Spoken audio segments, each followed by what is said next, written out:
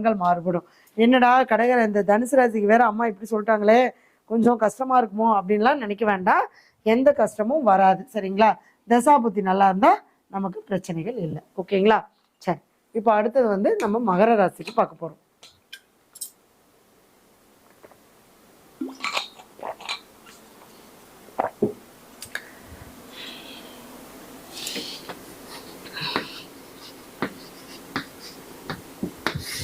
அடுத்தது மகர ராசி. அப்பாடா, மகர ராசிக்காரங்கெல்லாம் நிம்மதியா இப்பதான் ஒரு பெரிய அலை போராட்டம் நடந்து முடிஞ்சு அப்பாடா, ஆனா இன்னும் சரியாகலையாங்க. என்கிட்ட ஒருத்தங்க கேட்டாங்க, ஏங்க 7 சனி தான் முடிஞ்சிருச்சே, சரியா ஆக மாட்டேங்குதுங்க, 1 மாசம் ஆயிப்போச்சு, இன்னமும் அப்படியே தாங்க இருக்குது. ஏங்க ஒரு பெரிய புயல் அடிச்சு ஓஞ்சா அந்த இடம் எப்படி இருக்கும்? அந்த இடம் எப்படி இருக்கும்? இந்த மயான அமைதின்னு சொல்ல முடியாது, அந்த மாதிரி தான் இருக்கும். ஒரு புயல் வந்து ஓஞ்சோன்னா அந்த இடம் சரியாகுமானா ஆகாது, கொஞ்சம் நாள் ஆகும். சரிங்களா? அப்போ உடனே எனக்கு 7 சனி முடிஞ்சிருச்சே அப்பாடா நிம்மதியா இருக்கலாம். ஆனா அதனுடைய தாக்கம், அது என்னெல்லாம் நம்ம செஞ்ச தப்புக்கு உண்டான பலன்களை நம்ம அனுபவிச்சோமோ அதுக்குண்டான தாக்கங்கள் நமக்கு கண்டிப்பா இருக்கும். ஆனா இந்த குரு பயிற்சி உங்களுக்கு அதுல இருந்து எல்லாமே ரிலீஃப் கொடுக்கக்கூடிய ஒரு குரு பயிற்சியா உங்களுக்கு அமைய போகுது. சரிங்களா? ஏன்னா உங்க ராசிக்கு குரு பகவான் 3/12ஆம் அதிபதி 7ஆம் இடத்துக்கு வர்றார் இல்லையா? அப்ப 7ஆம் இடத்துக்கு குரு பகவான் உச்சமாறார். அப்ப நீங்க என்ன பண்ணணும்னா, இந்த 7 சனி அஷ்டம சனி இந்த மாதிரி நடந்தவங்க எல்லாமே கண்டிப்பா ஒரு வீட்டை சுத்தப்படுத்தி ஒரு பெயிண்ட் அடிச்சு ஒரு கணபதி ஹோமம் பண்ணா கண்டிப்பா நல்லா இருக்கும். ஏன் அப்படின்னு கேட்டிங்கன்னா, நமக்கு வந்து அந்த அந்த நிறைய கெடுதலான நிகழ்வுகள் நமக்கு நடந்திருக்கும். 3ஆம் இடங்கிறது நமக்கு மாற்றம், இடமாற்றம். நம்ம அதுக்காக வீட்டை விட்டுட்டு இன்னொரு வீட்டுக்கா போக முடியும்? அது நம்ம செய்ய வேண்டாம். சுத்தப்படுத்தி எல்லா பொருளெல்லாம் எடுத்து வச்சுட்டு சுத்தப்படுத்திட்டு ஒரு கணபதி ஹோமம் பண்ணிட்டு நீங்க அந்த வீட்டில் இருக்கும்போது என்னன்னா கண்டிப்பா அந்த மகிழ்ச்சியானது நமக்கு கிடைக்கும். ஏன்னா அதுதான் 3ஆம் இடங்கிறது மாற்றத்தை நம்ம இப்படியும் நம்ம செஞ்சுக்கலாம். சரிங்களா? அப்போ குரு பகவான் 7ஆம் இடத்துக்கு வர்றார். 3, 7, 12. அப்போ திருமணம் ஆகாதவங்களுக்கு திருமணம் நடக்கும். இது வரைக்கும் வீட்டில் கணவன் மனைவிக்குள்ள ஒரு பிரச்சனை, சண்டை இதெல்லாம் நடந்துட்டு இருந்தா அந்த சண்டையெல்லாம் சரியாகி உங்களோட சமாதானமா போகக்கூடிய காலகட்டத்தை இந்த குரு பகவான் உங்களுக்கு கட்டாயம் கொடுப்பார். ஏன்னா உங்க ராசிக்கு அவருடைய பார்வை அப்படிங்கிறது 1, 3, 11ஆம் இடத்தை பார்க்குறாரு. சரிங்களா? அப்போ மகர ராசிக்கு 1, 3, 11 சூப்பராக வேலை செய்யும்.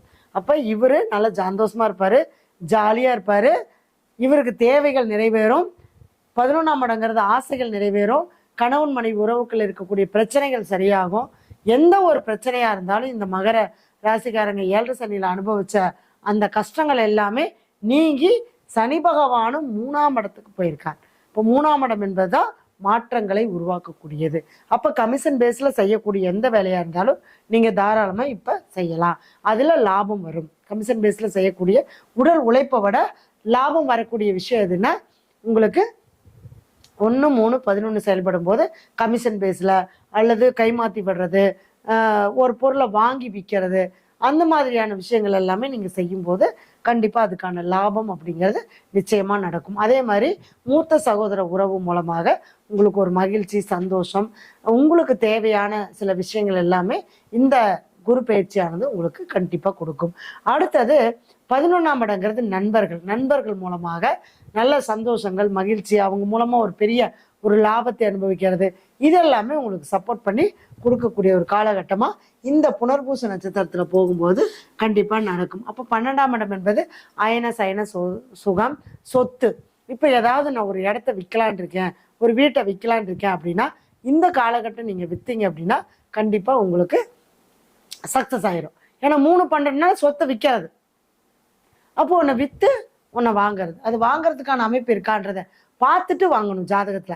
ஏன்னா தசாபுத்தி சரியில்லை அப்படின்னா வாங்கிட்டோம்னா நம்ம மாட்டிக்குவோம். சரிங்களா?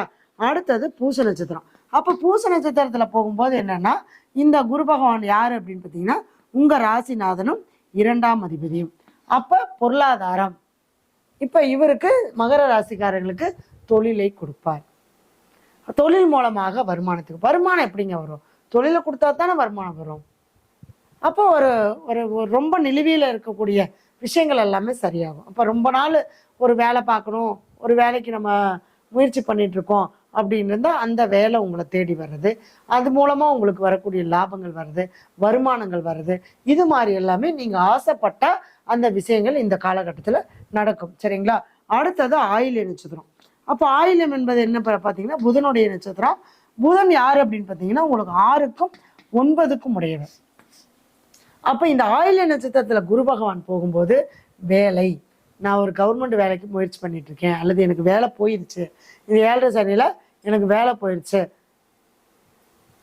எனக்கு எப்போ வேலை கிடைக்கும் அப்படிங்கிறதெல்லாம் பார்த்தீங்கன்னா இந்த ஆயில்யத்தில் குரு பகவான் போகும்போது வேலை கிடைச்சிரும்.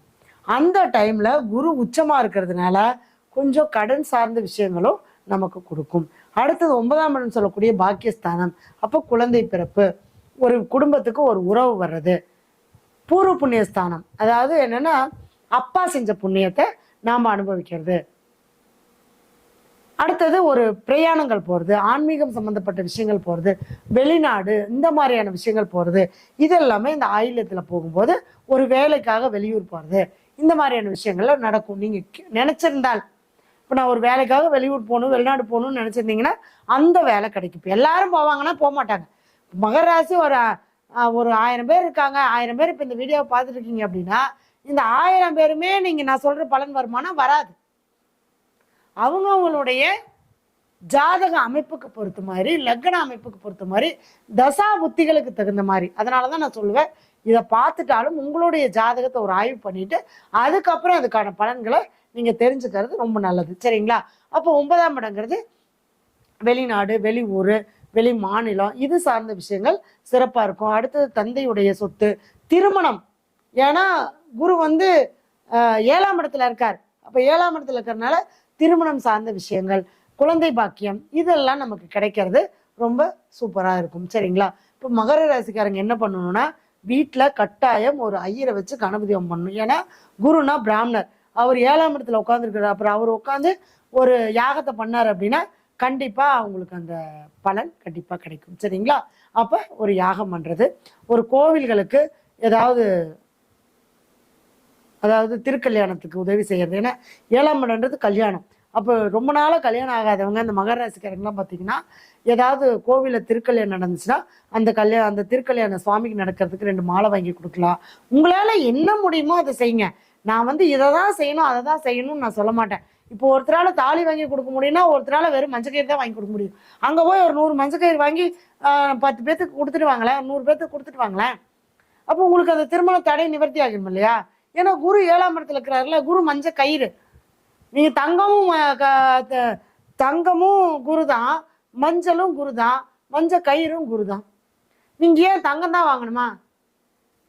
மஞ்சக்கிழங்கு வச்சு ஒரு கயிறில் கட்டி ஒரு 10 பேர்த்துக்கு கொடுக்கலாமா? உள்ள ஒரு கயிறு வாங்கி மஞ்சள் குங்குமம் வச்சு தாராளமாக கொடுக்கலாமா? அதெல்லாம் தான் நம்ம சின்ன சின்ன பரிகாரங்கள். இதெல்லாம் நீங்கள் செய்யும்போது கண்டிப்பாக அதுக்கான பலன் நமக்கு கிடைக்கும். சரிங்களா?